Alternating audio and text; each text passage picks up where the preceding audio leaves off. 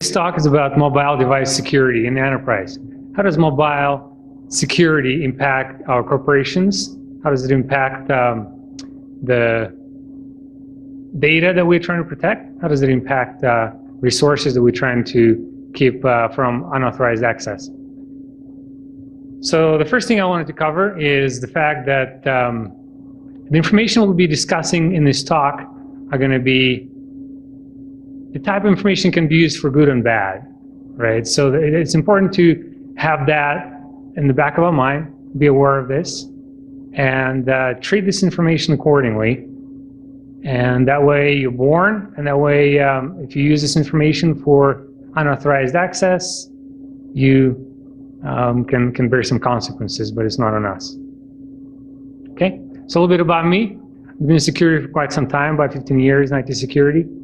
I run a small consultancy firm called Security Aim.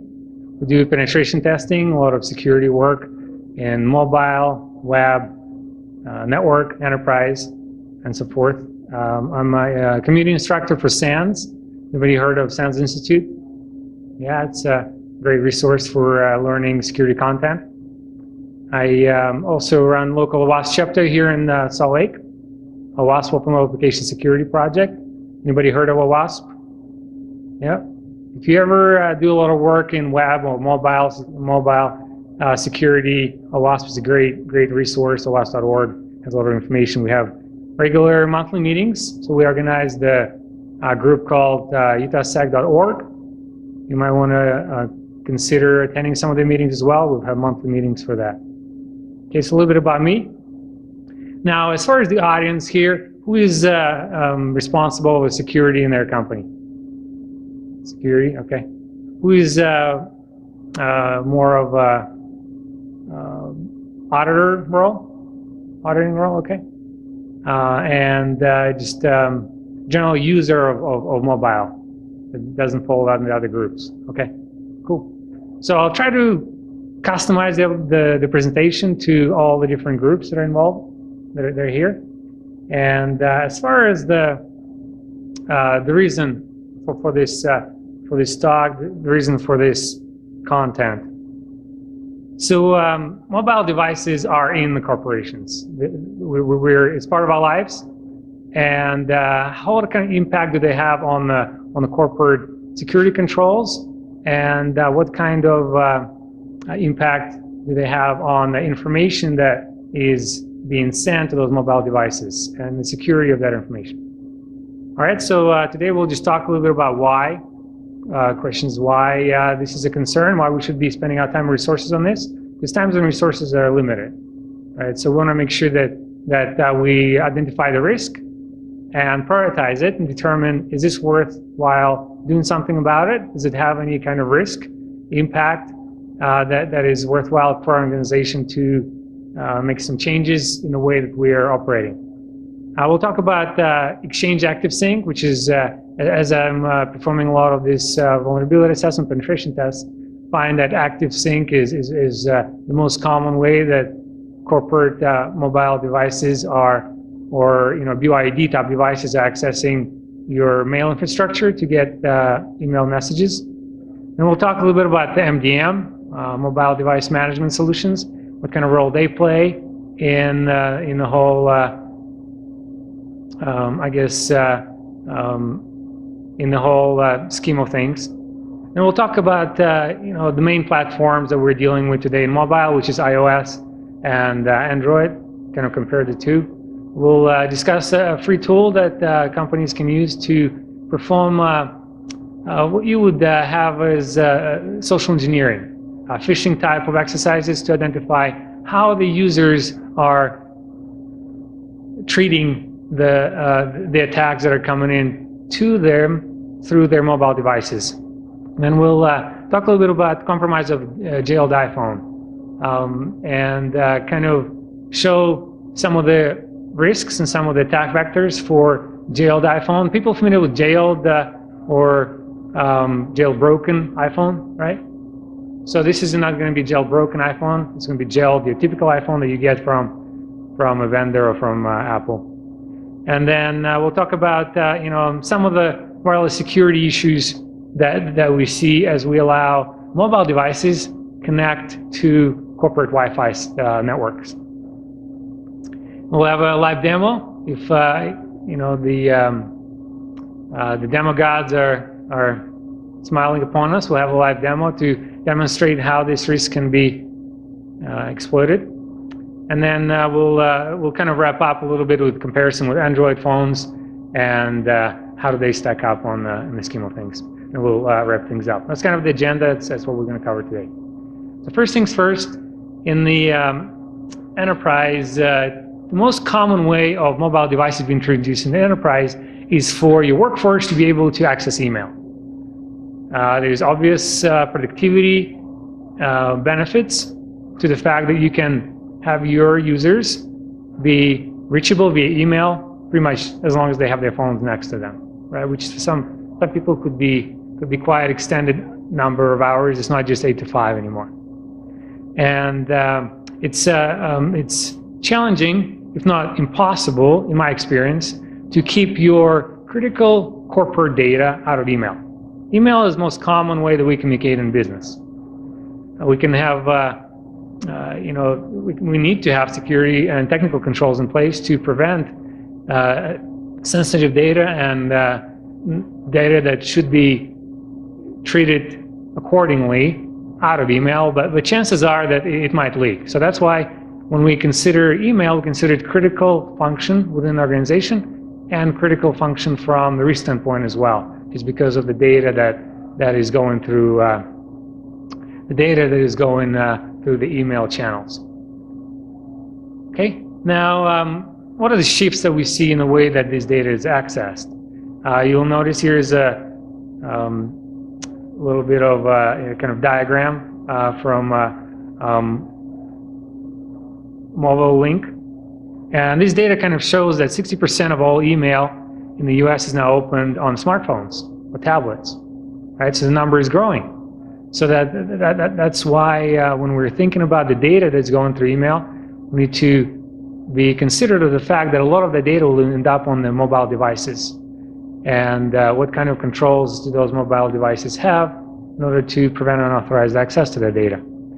As you can see, the only 34%, according to this study, is being viewed on desktops, and that number is decreasing. So this is kind of the reason why we want to look into it and put it on your agenda as far as the risks that your organization is facing. As I mentioned, the majority of the corporate environments that we come across as we do our penetration testing work with our customers are using Activesync. Who here is not using Activesync? What are you guys using?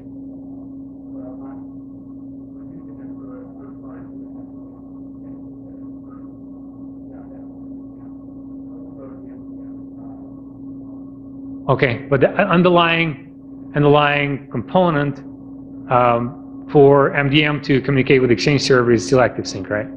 Okay. I see customers, you know, using some other technologies, other providers, but who here does use Activesync? Yeah, it's pretty common. So a couple of things you need to be aware about Activesync. It uses to synchronize, obviously, your email, calendar, contacts, tasks. But what about the communication between the mobile device and the Exchange server? How's that communication is protected?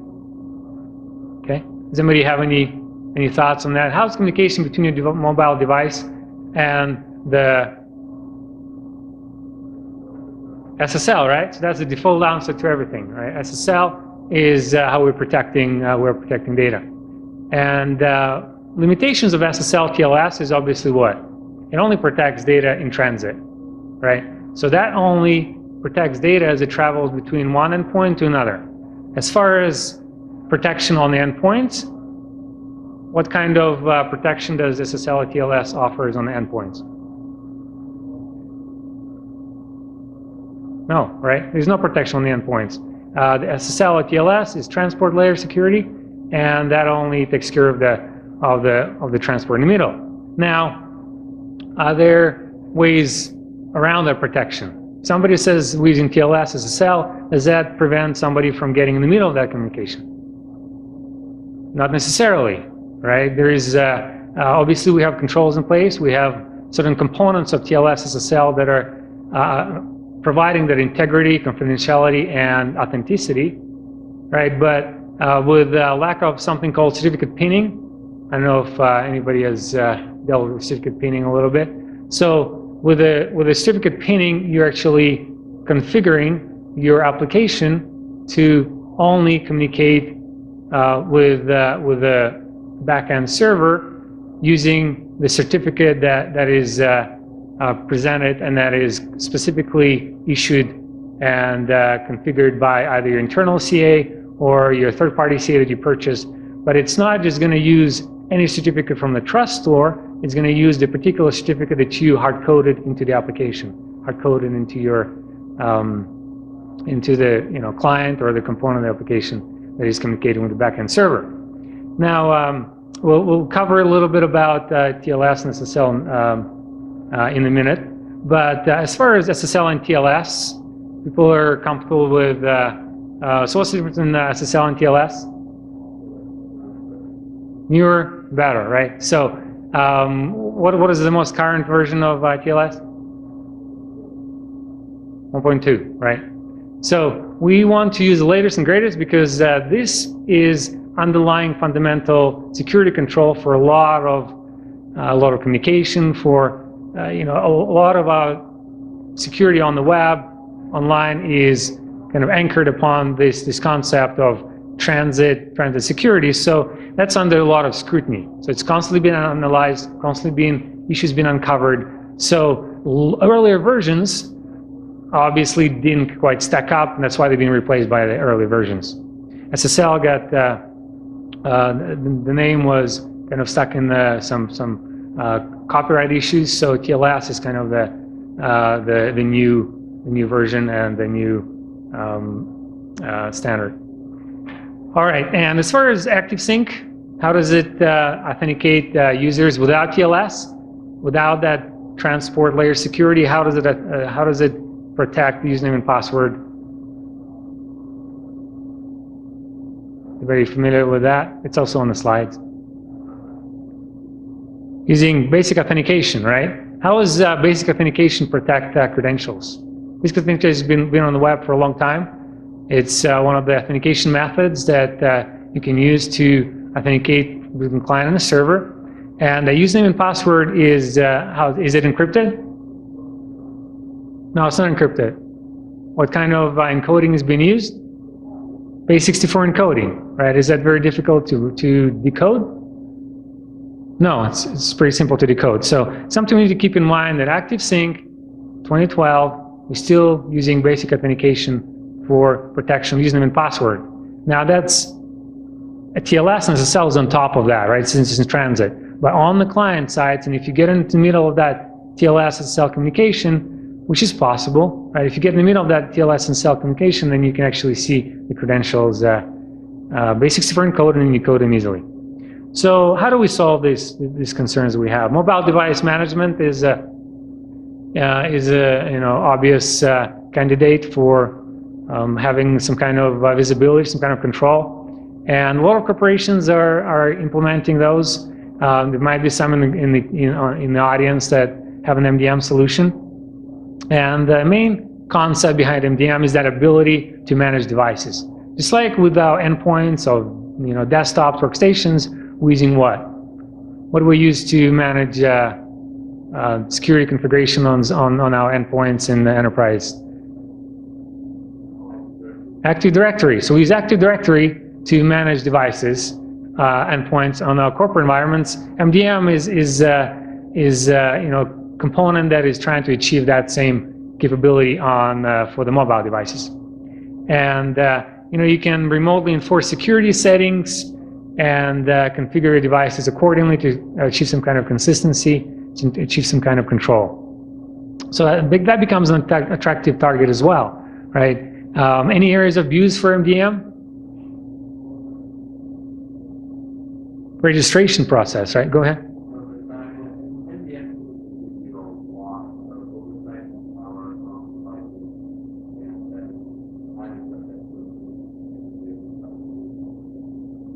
Okay, just to repeat for anybody to hear. So the gentleman here up front is saying that MDM offers you a lot of capability, but it also brings with it invasion of privacy for the users, right?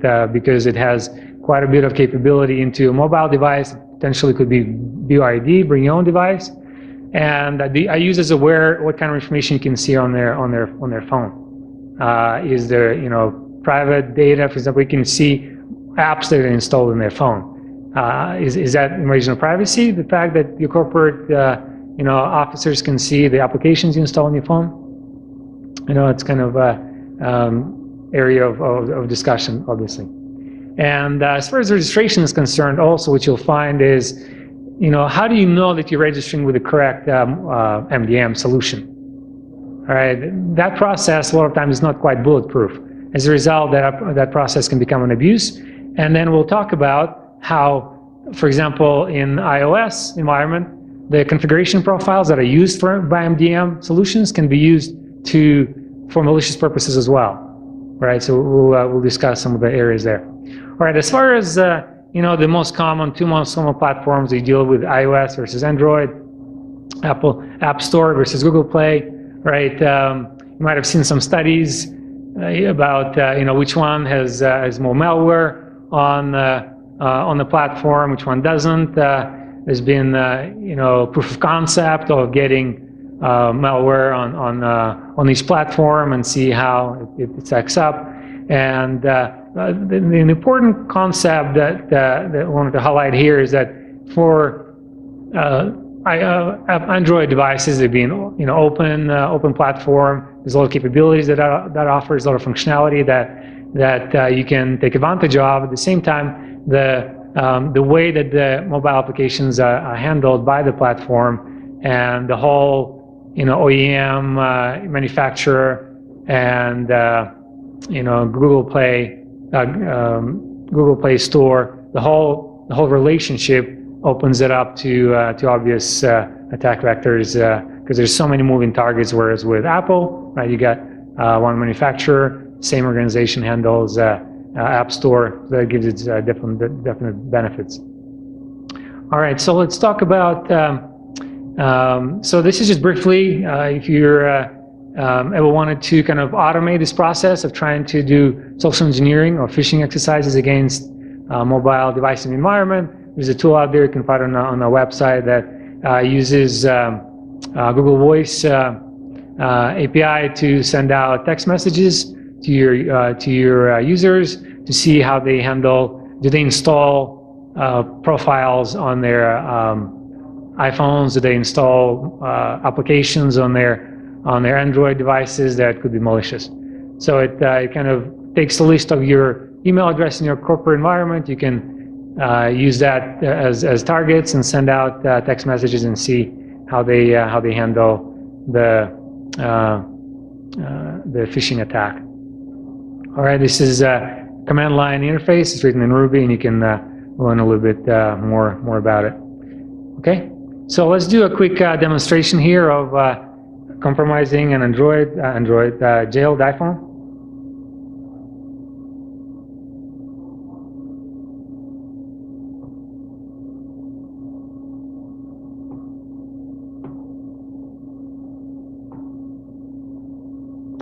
All right, let's see the screen.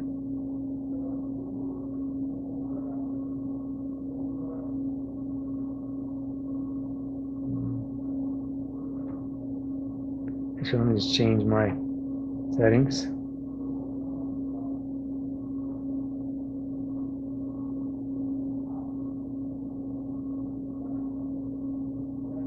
Okay. All right, so I did a video for this one. The next one will be live. So here we have configuration Mdm Solution. I don't know if you can kind of see it quite well, but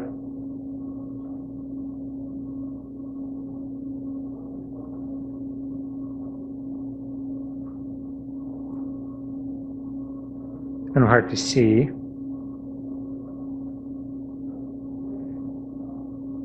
Let me check.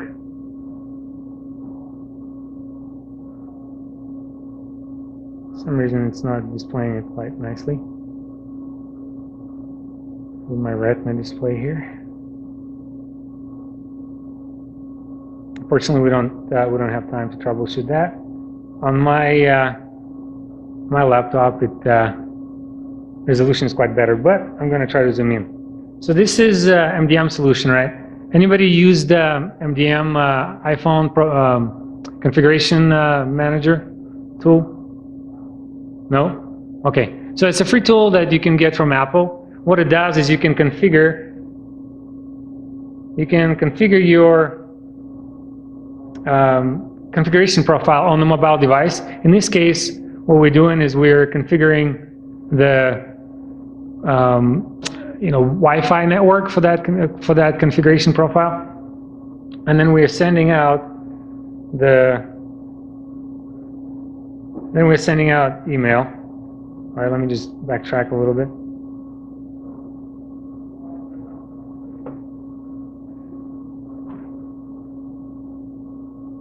So this is iPhone configuration utility you can use to create the profile.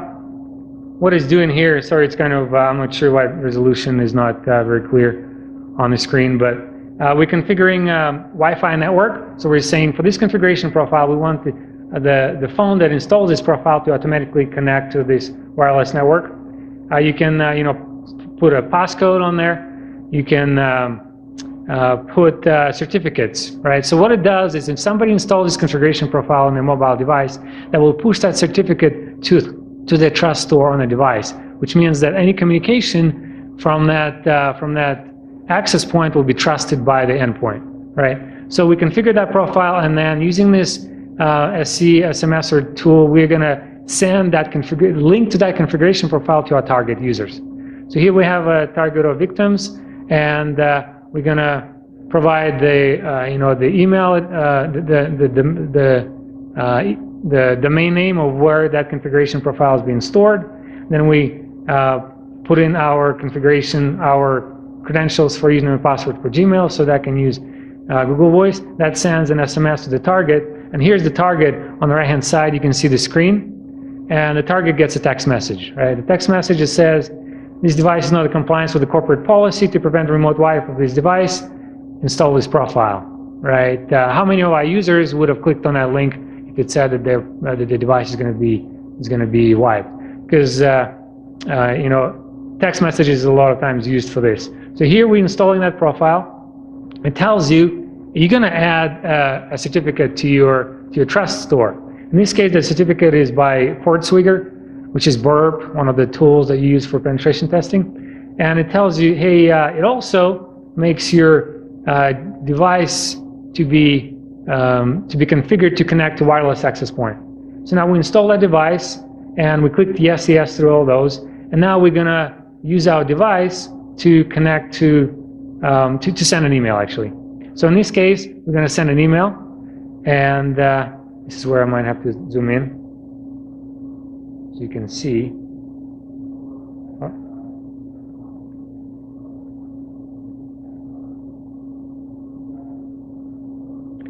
So on the right-hand side here, you have Burp Suite, which is proxy. So it's capturing all the communication going back and forth between the phone and your Exchange server, right, using Activesync. So that's going back and forth, and then what you'll see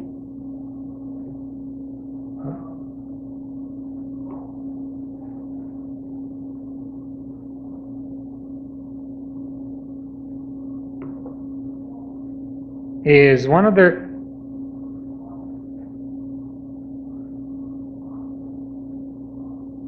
I think I'm gonna avoid zooming in. All right, so what you'll see is that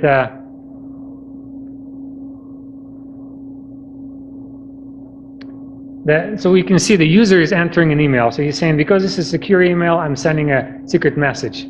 So he's obviously trusting that communication to be secure.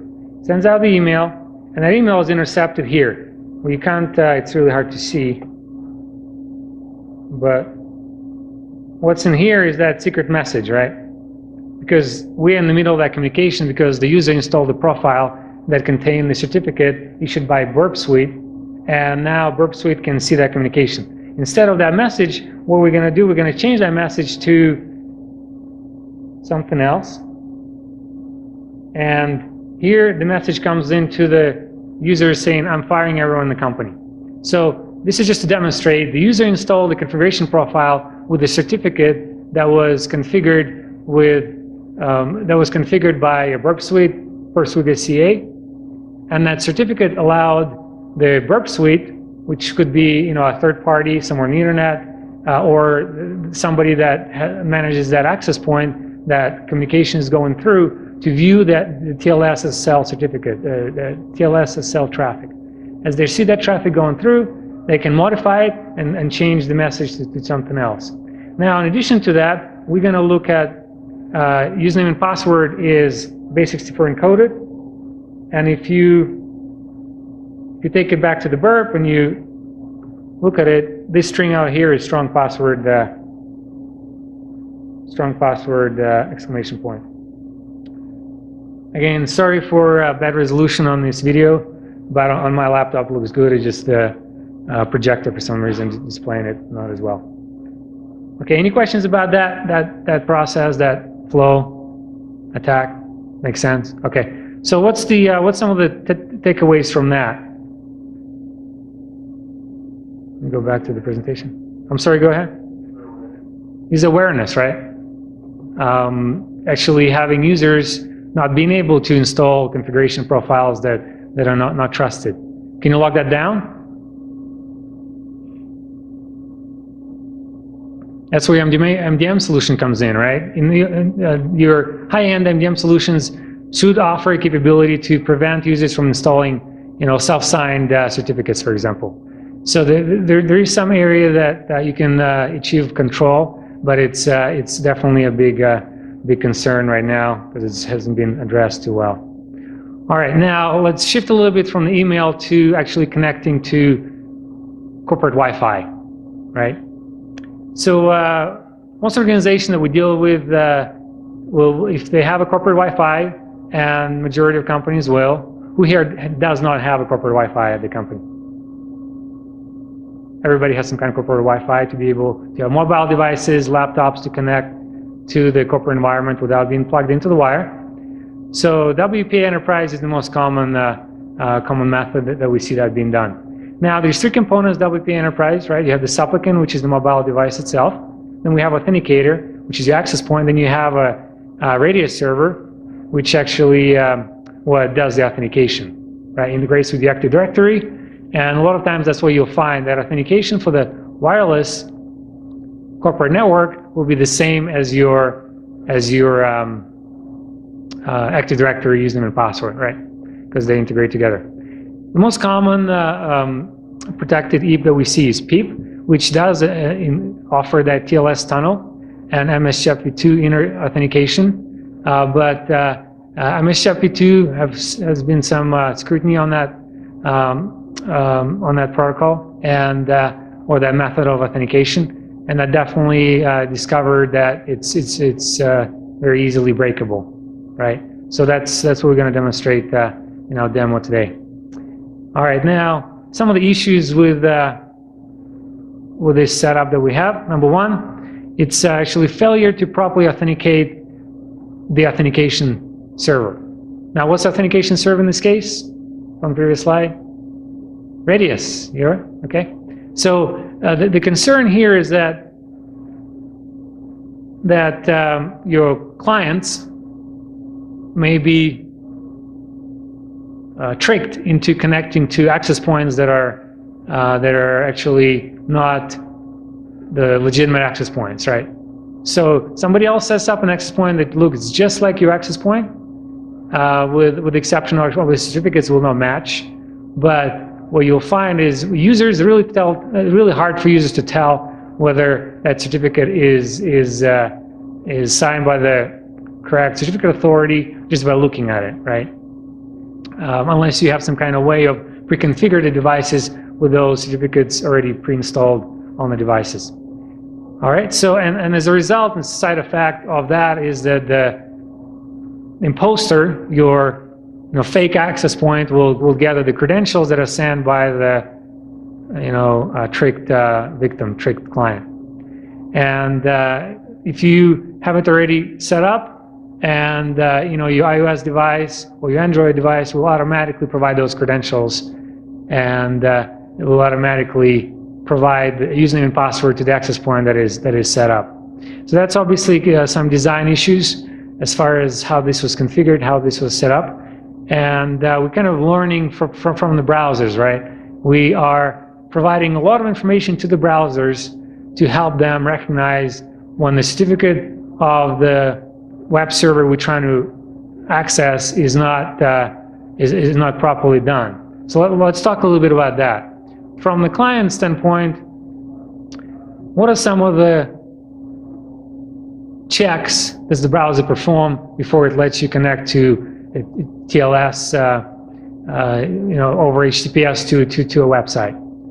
So first thing that we'll check, I mean, there's no particular order, but one of the things that we'll check is issued by a trusted CA, right? Is the certificate authority that's in the trusted store of the browser is the certificate authority that the certificate is signed by, right? So as long as that's trusted certificate authority, then the browser won't complain. As long as it's issued by entity I'm authenticating, issued to the entity I'm authenticating, so that would be more of your common name for your server, right? So your radio server will have a common name, and or in this case, your website will have a common name, like your web server will have a common name. And then as you're trying to access that web server, you will check to see if the common name of that server corresponds or matches the common name of the certificate. So if there's a mismatch, you might get common name mismatch error. Is it expired? Obviously, the certificate's only good for a certain amount of time, and if it's expired, then it will complain. If it doesn't, then it will let it through. Is it issued for the correct type? Is it web type application? Is it SMTP? So the type has to match. And has the certificate been revoked? So certificate revocation list is checked to see how that's handled, and that's another area of concern as well. How long does it take for a rogue certificate to be identified, to be communicated to all the revocation lists, and everybody is aware that, hey, this certificate shouldn't be trusted anymore.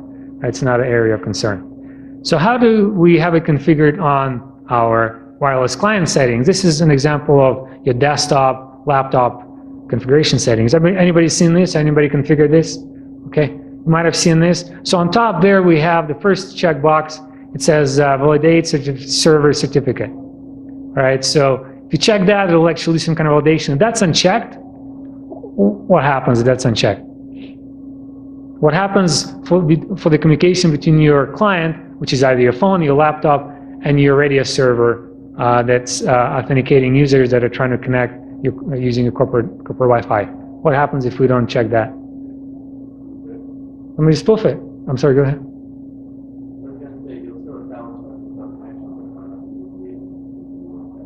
Correct.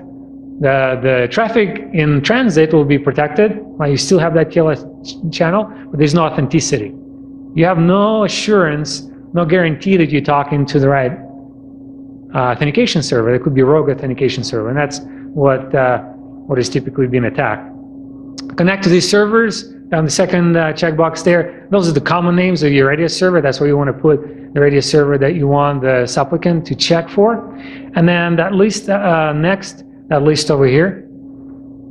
That list over here, what are those?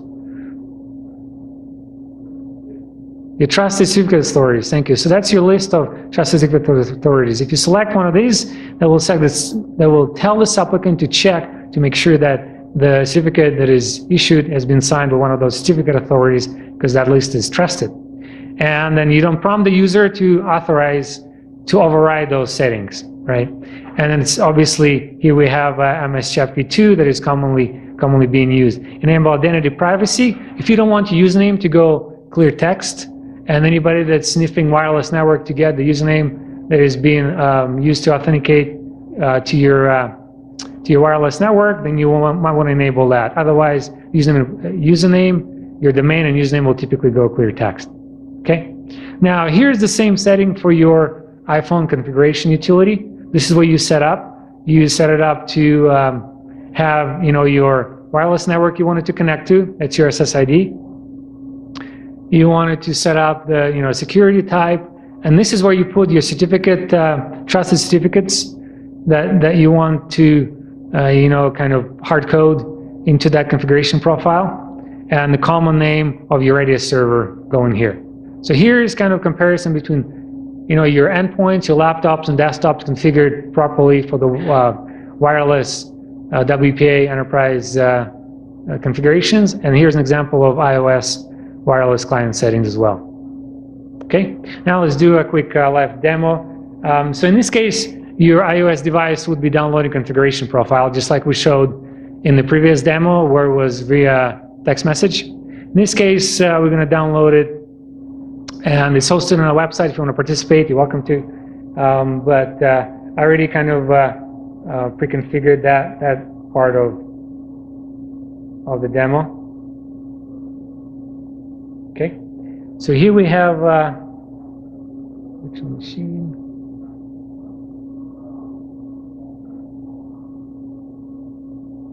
So here we have a Radius server.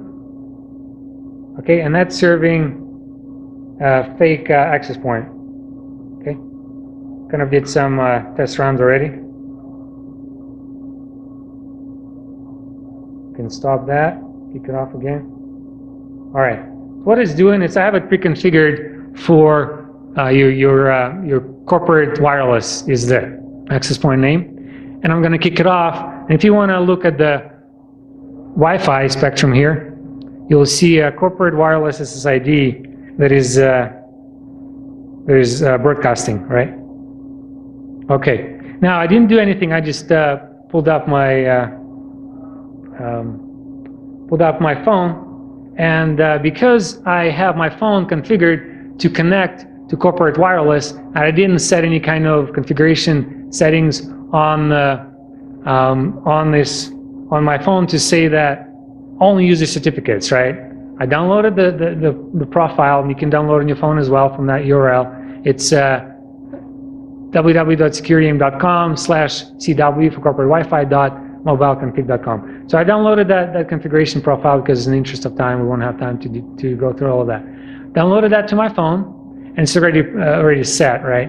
I just like any of your corporate users, they would be going in and saying, how do I connect to corporate wireless? Say that, hey, it's corporate wireless is the SSID we use. Go ahead and configure your phone. I installed the profile, I click next, accepted all the settings.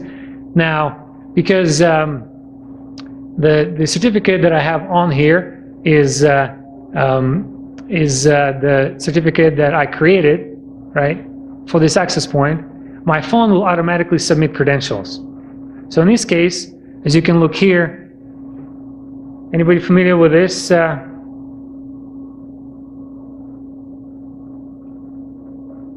MSChapV2, right? So I had the configuration profile configured to communicate over SSL MSChapV2, and now, like I said, you saw me, I didn't touch anything. I just unlocked my phone. My phone automatically provided username and password that I had, you know, pre-configured on my phone.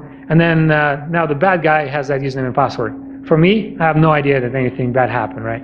Now, what do the bad guys do with that is they'll take this, with this tool, actually host APD, you can, it also provides you nice NTLM hash, right here. Has the username and password, and the password is actually NTLM hash. So how do you crack an NTLM hash? Use our good friend John the Ripper, right? So I have it already kind of set up. So here's John the Ripper in my box here. Okay, so now I'm going to run John the Ripper against so what I pretty much did is I took this string right here, right? The string, and then I copied it over to a text file on my laptop, and then I ran it against a word list, right? Now, in your corporate environment with your, okay, so let's just run that quickly. So what it did, it cracked it right away. The password is welcome1, right? And here's your username and password that is being passed. Now, in corporate environments, a lot of times your username and password is going to be pre-configured to enforce complexity, right? And it will check for, is it typically what comes with that default complexity with your Active Directory. Anybody remember? What are the settings that come? Go ahead. Okay, so your uppercase, lowercase, number, special character, right? So and then alphanumeric, right? So it's got to be numbers and characters. So you can't just have all numbers, right? So it's so as you know, it's not very complex pattern, and users will use your diction words a lot of times and prepend a number on the end just to match that pattern and to be able to achieve that, right? It's but it's, you know, as far as the corporate environments, you'll find is that the corporate complexity does not make the passwords, you know, non-guessable, non-brute forceable. Something like this, like welcome1, you know, your 8 characters, and that matches your pattern, and it makes it easy for somebody to brute force them and guess them. All right. So, any questions about that demo? Go ahead. Okay, so yeah, it's actually, if you want to Google host APD, this is by Josh Wright, hackfasushi.com. I got to give him credit, and it's pre-configured host APD. You can just Google it, and you can find a lot of configuration for that. But it's definitely not something that you have to pay a lot of money for or anything like that. All it is you know, your Alpha card right here. You can get it for $35, $40 online, and off you go, and you're your rogue access point. Okay. Now let's. Oops, we kind of went back in the slides. All right. So how do we address this? Obviously, some concerns, right? Obviously, we need to check, make sure that our devices are configured properly. You know, your laptops and desktops is easier area to address. How do you handle your mobile devices? That's a big concern. Now, some companies look at the Wpa Psk, and what are some of the concerns with that? Is that really enterprise platform?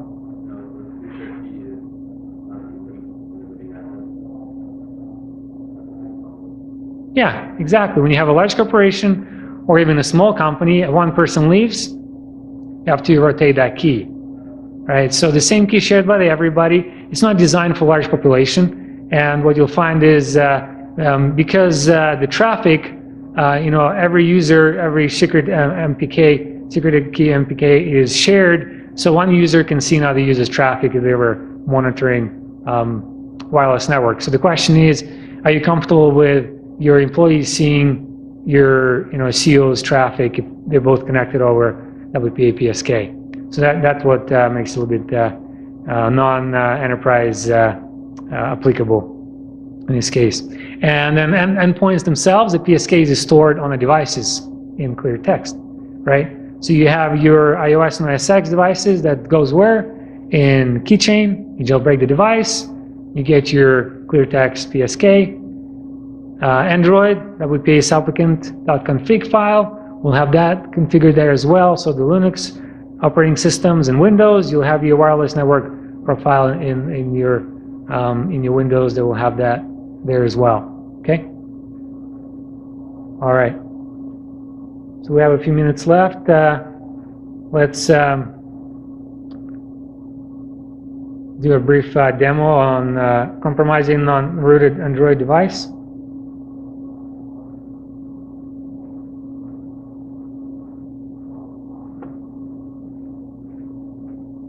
So just briefly, it's I'm going to try to zoom in here, but I think this projector is not showing the content very clearly. So this is using Kali Linux. People are familiar with that. So that's the distribution. First thing we're going to do is we're going to configure our laptop to accept connections and set it up so when we compromise an unrooted Android phone with a malicious application, that device will automatically connect to us. And so that's kind of what those steps are going through, is setting up kind of your payload to send off to to your target. So then you are setting that up, getting that all ready.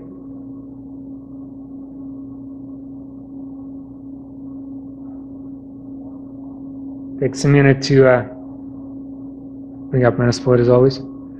Okay, so then that's all set up, ready to go. Right, you start the exploit. Similarly here, you can send a text message to your target. In this case, it's going to be not your iOS device, but your Android device. So you use the same tool that I explained to you before. Authenticate. This is a text message that comes to the target. Same thing. Hey, here's the link. Please download this. The target Android device, install that application, APK file. And so do different model, right? In Android, how was that different from iOS? You remember this, the questions or the information that iOS device provided to you when you were installing it? It said what? It said, hey, this device is going to add a certificate authority to your trusted store, not certificate authority, certificate to your trusted store, and then it will also configure your wireless network, and add that wireless network to the networks you can connect to. In Android, you can see the list is quite a bit different, right? There's a lot more information there, but what do people normally use? Rather than looking at each of those requests, each of those capabilities that the application has to have on your Android device, typically they click yes and they move on, right? So this is what happened here. It says, hey, it's gonna do all this it's going to gain all this type of access on your device, and people say, great, but I still want that application. They install it, right? This is a malicious app that's installed on the device. Now the device stays itself, nothing special there, and then we're going back to the attacker's box, right? So in this case, the attacker accepted a connection. And the first thing that the attacker is going to do is going to find out what are the cameras that are set up on that Android device. So here's the list of cameras. Now it sees that the Android device has a back camera and front camera. Like, oh great, I want to take a picture to see what's going on. In this case, if you're doing a back camera, for example, if you're doing a back camera, so you could get your target, you can call the target, they put it up next to their head, and the picture will be taken, and that's kind of what that does. It goes ahead and takes a picture on the device, and if they have it up, then it will download that picture down to your attacker's box. You guys must remember that from some of my previous presentations. So that's actually from SameCon a couple years ago. The picture while I was attending there. So that takes the picture. Another thing you can do is you can record a microphone on your phone. Thank you. And here that's what it's doing. It's recording 20 seconds of audio on the phone. Then that downloads that audio file. And then you can play it.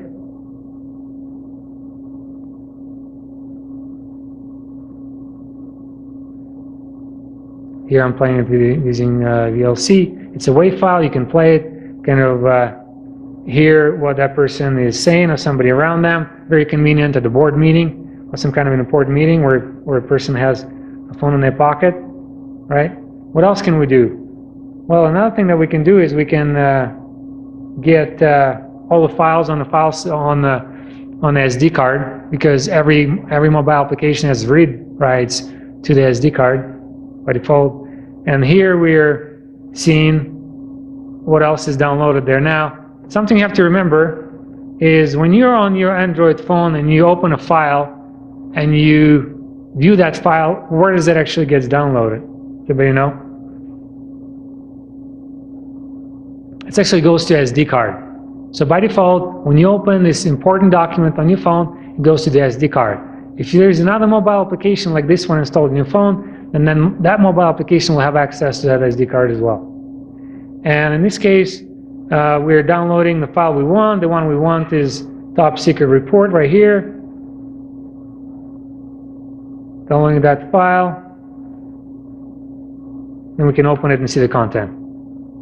So that's just kind of comparison, just to remind you, we did iOS device, and then we did Android phone as well, kind of compared the two. All right, so let's wrap it up. Conclusions. Oh, that's not what I wanted. So.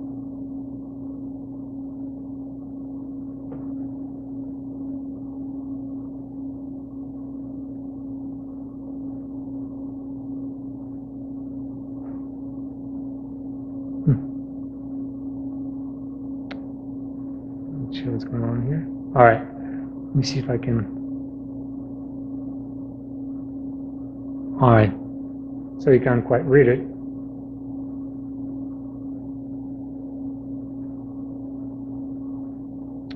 Doesn't look like I can change that. All right, so a couple of things. Be aware of the risks with mobile devices. So we covered the three, right? Your email going through, and somebody installing a certificate on your mobile device, iOS device, Android device, and being able to intercept that email communication. That could be anywhere in the world, and your device will be automatically proxying through them, and simply because you have TLS SSL, doesn't matter, they can still see your username and password going through, basically stored encoded with Activesync. And we talked about your wireless environments, WPA2 enterprise configurations, and how your mobile devices, like in my case, my iPhone, just automatically gave username and password to the access point that was fake, but they had the same SSID as your legitimate access point. And then the last thing, I kind of reiterate, Android, obviously malicious applications is a concern there as well. So be aware of those risks, put it in your radar, and keep that in mind. The slides are on our website, securityam.com. You can download them on the resources, presentations. Here's my contact information, my Twitter handle. If you have any questions, feel free to reach out. Thank you. Any questions? Probably should have asked before. Any questions before? No, we're good?